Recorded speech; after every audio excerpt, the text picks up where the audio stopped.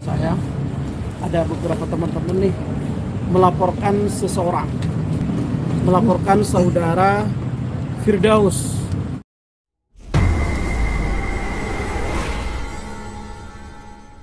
yang mengatakan di media sosialnya atau di media sosial bahwa orang yang tidak percaya dukun berarti syahadatnya batal.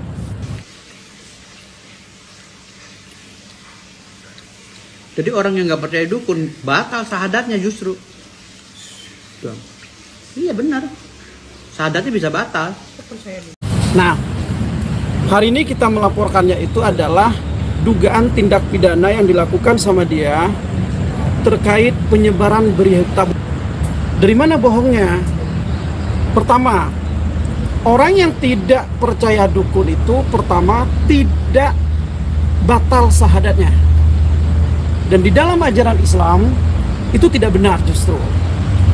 Orang yang tidak percaya terhadap dukun, syahadatnya batal. Berarti secara tidak langsung dia mengatakan bahwa orang yang tidak percaya dukun, Islamnya pun batal. Nggak percaya dukun sama dengan tidak percaya agama. Ya iyalah. Kalau orang bodoh pasti analoginya miring. Kenapa saya tegaskan di sini nggak percaya dukun, nggak percaya agama? Karena dukun itu bagian daripada agama.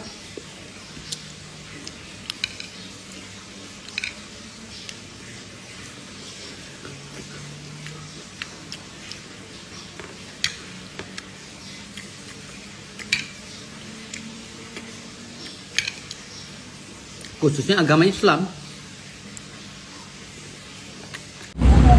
Karena syarat Islam itu salah satunya adalah syahadat. Rukun iman yang 6 itu salah satunya adalah syahadat gitu. Rukun Islam yang 6. Rukun Islam yang 5 ini syaratnya adalah syahadat. Artinya orang yang mau masuk Islam ini syaratnya adalah syahadat. Sedangkan tidak ada syarat syahadat.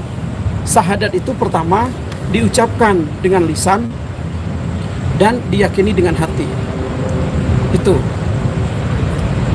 Jadi orang yang tidak percaya kepada dukun itu tidak batal Islamnya. Jadi berdasarkan itu, apa yang disampaikan oleh saudara Firdaus ini terkait pernyataannya berarti dia sudah melakukan penyebaran atau melakukan berita yang cenderung itu bohong. Dari mana bohongnya? Karena Islam tidak mengajarkan itu. Artinya berita bohong yang disampaikan sama dia. Terserah kalian mau bilang sesat, mau apa, itu urusan kalian semua, nafsi-nafsi. Karena ini negara Pancasila dan ada 6 agama yang di sini yang mempunyai mekanisme yang berbeda-beda cara beribadahnya. Ingat, jangan terstigma dengan satu agama. Negara Pancasila, semua orang bisa berpendapat. Dan yang terpenting, kalian harus percaya sama dukun. Nah, pasal atau undang-undang yang diduga untuk melaporkan kepada saudara Firdaus ini adalah undang-undang ITE, yaitu penyebaran berita bohong. Dan pelapornya adalah saudari Dian. Coba ya, silakan saya ditunjukkan Pak di kertas. Ya, jadi hari ini saya didampingin sama rekan-rekanku melaporkan Firdaus Wibowo ya terkait dugaan memberitakan berita bohong. Maksud saya gini, di situ jelas pernyataannya di video itu yang sekarang sudah viral ya. Dia menyebutkan di situ bahwa orang yang nggak percaya dukun itu batal syahadatnya. Berarti kan batal masuk Islam dong.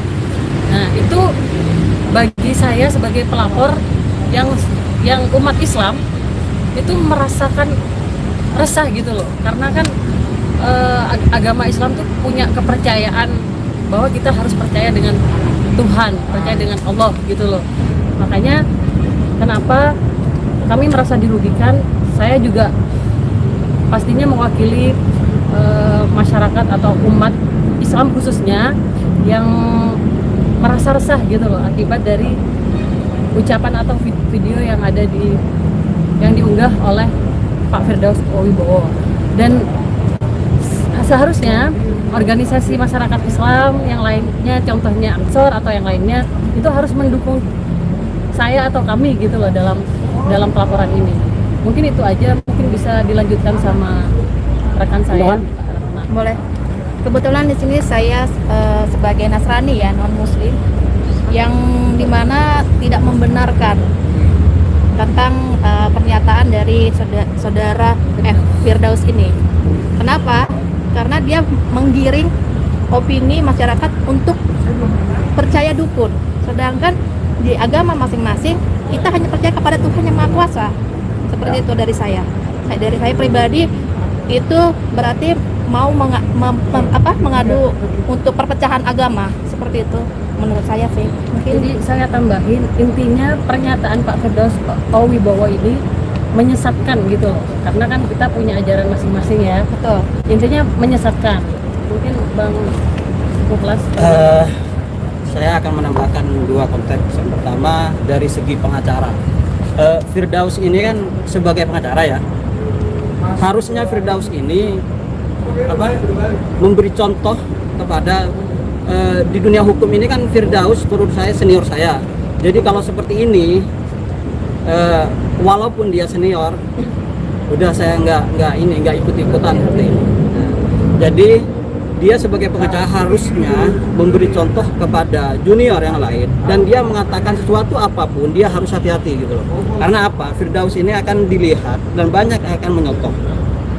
Yang kedua dari segi Islamnya, Firdaus ini kan Muslim ya, harusnya dia tahu gitu loh. Kalau Islam, di ajaran Islam, mohon maaf, ini ada Nasrani, saya sebagai Muslim pun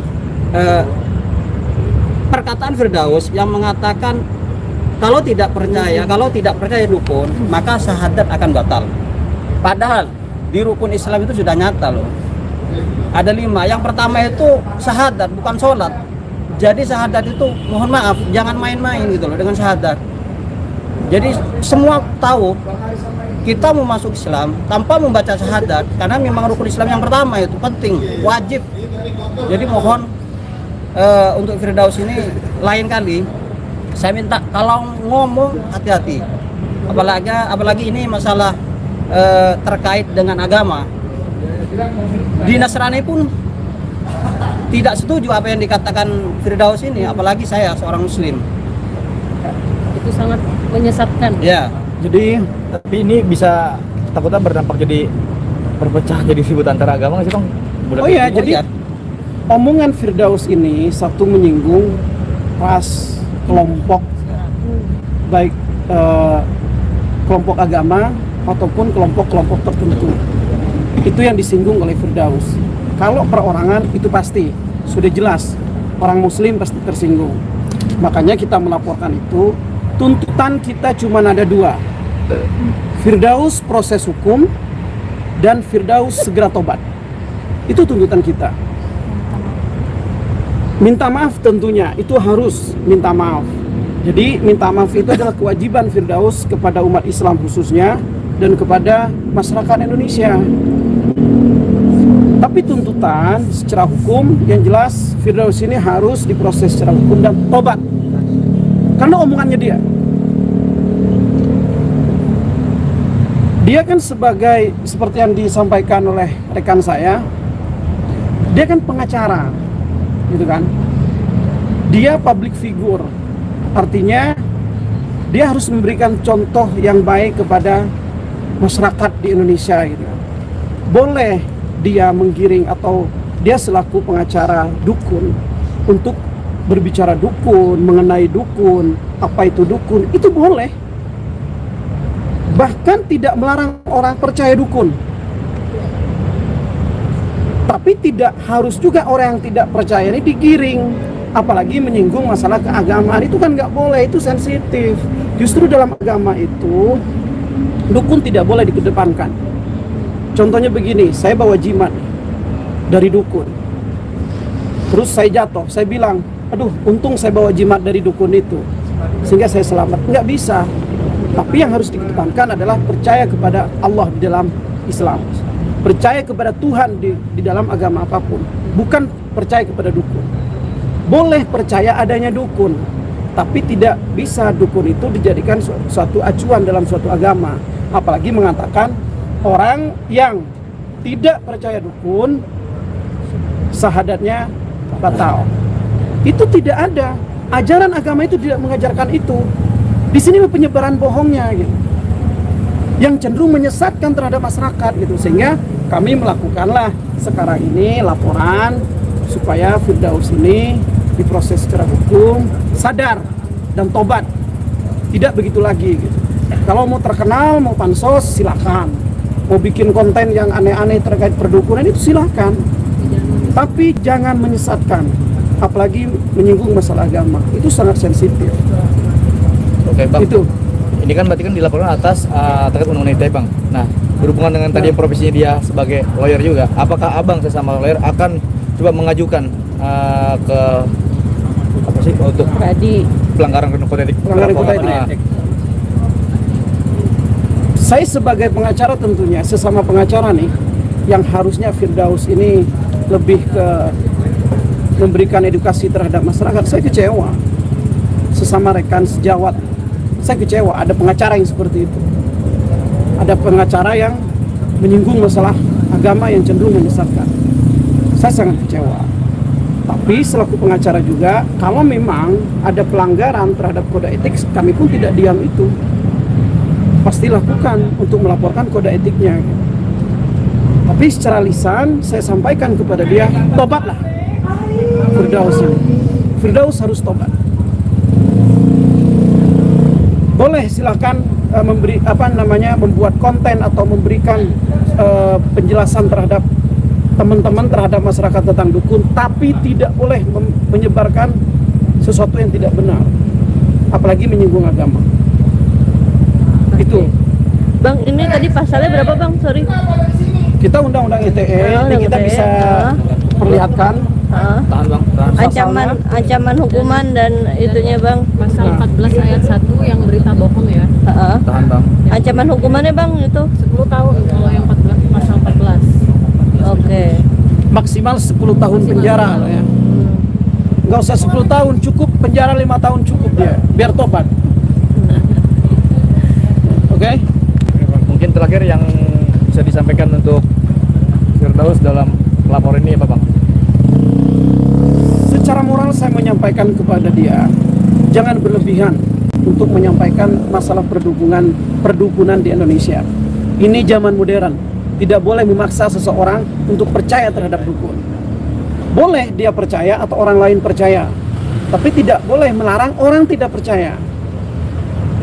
Pesan secara moralnya lagi, tobat Firdaus itu. Segera tobat. Oke? Gak ada komunikasi Bang sama Firdaus ya? Saya tidak ada komunikasi karena bagi saya dan teman-teman yang lain ini akan menjadi percuma. Justru dia semakin menjadi. Karena sepertinya dia kan hanya pansos, hanya pengen terkenal yang dia lakukan itu selama ini. Artinya saat dia ditegur, dia tidak akan mendengarkan atau justru dia akan merasa ditantang. Tapi udah jelas, benar tindakan kita, tindakan teman-teman datang ke Polda. Karena salah satu yang tindakan yang sah yang diperbolehkan adalah melaporkan seseorang apabila ada orang lain yang melakukan pelanggaran terhadap hukum. Itu. Oke. Ya, itu aja ya. Setelah laporan akan ada apa lagi Bang? Mungkin akan naik penyidik atau gimana? Berapa lama ini proses? Kita nanti akan dipanggil, tentunya pihak pelapor. Kita ikutin prosedur dan saya percaya nih, kami percaya terhadap teman-teman penyidik di Polda ini, kawan-kawan pasti profesional dan demi menghentikan takutnya ada masyarakat yang tidak terima di masyarakat bawah tentunya nih untuk menghentikan tindakan-tindakan yang tidak kita inginkan, segera proses hukum. Karena tidak menutup kemungkinan besok-besok ini tidak hanya kita yang laporan. Orang-orang Islam ini bisa melaporkan loh. Orang yang menjunjung tinggi syahadat sebagai kalimat percaya kepada Allah dan Rasulnya, itu bisa tidak terima. Ormas-ormas Islam pun bisa tidak terima. Jangan sampai itu terjadi gitu. Mungkin tadi ada bukti yang bisa bagaimana? Buktinya adalah link media sosial, karena dia menyampaikan di media sosial. Ada beberapa link yang kita sampaikan, yang kita lampirkan sebagai bukti. Tinggal teman-teman penyidik mengkaji, menggelar tindak pidananya seperti apa dan apa yang harus dilakukan tentunya. Ingat ya, jadi kalau misalnya mereka bilang buktinya itu voice note si Jindan disebar ke halayak luas, iya gue sebar karena gue pengacara punya hak gitu. Nah lo hati-hati, Dr. Richard lo nggak punya izin untuk nyebar video gue ya. Jindan lo awas lo 10 tahun tuh, ingat 10 tahun gue nggak main-main. Karena gue gini loh, gue orang prinsipnya gini, kalau gue udah laporin jangan harap lo bisa hubungin gue, kecuali klien gue ya, pintu masuknya dari klien gue, karena gue kan kerja berdasarkan surat kuasa. Secara substitusi gue mempunyai hak untuk membela klien gue, dan gue punya apa namanya, sense of belonging tuh? Ya, sense of belonging, ya, rasa memiliki. Punya rasa memiliki antara gue dengan klien. Iya. Artinya gue adalah klien adalah gue, tapi nyawanya adalah klien. Iya. Ketika klien gue nih para dukun bilang, udah Pak Firdaus damai aja, ya gue damai. Tapi selama ini belum ada perdamaian dan gue masih tujuh sebagai pengacara, ini mereka hatinya pasti hancur sama gue. Pasti hancur perasaannya, pasti tiap hari melukin guling, nangis, gigit di kamar, setel lagu setel lagu dulu kan, gitu loh. Ada pesan nih buat ya Selat Merah, Richard Lee atau mungkin sedang menonton. Silakan. Pesan-pesan buat mereka ya gabung aja, cari pengacara yang bagus, gabung. Itu bikin klub bola. Kumpulin pengacara-pengacara top Indonesia. Kumpulin, bergabung semua. Atak gabung sama Selat Merah, gabung semua. Yang penting lawan siap. Power Ranger.